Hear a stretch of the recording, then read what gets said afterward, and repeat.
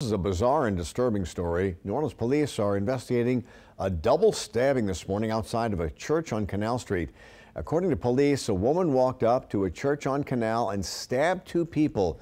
Duke Carter is joining us live outside the church in Mid-City at the corner of Canal and South Hennessy. So, Duke, do police have any idea why someone would do this?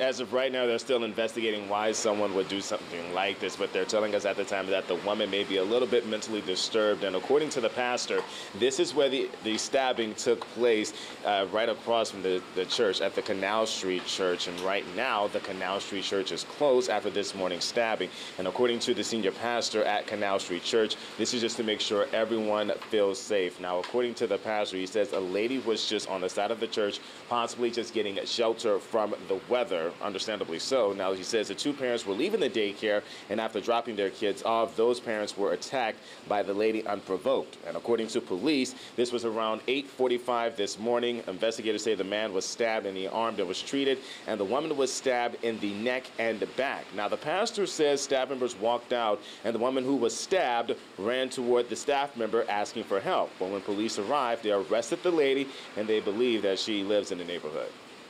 It's very deeply disturbing. Of course, as a pastor of a church, we want everyone to be welcome at the church, but also this to be a very safe and peaceful place. And certainly for our kids, they take priority. We have a lot of security measures that we've implemented here at the church. All the kids, even on Sundays, are behind closed, locked doors.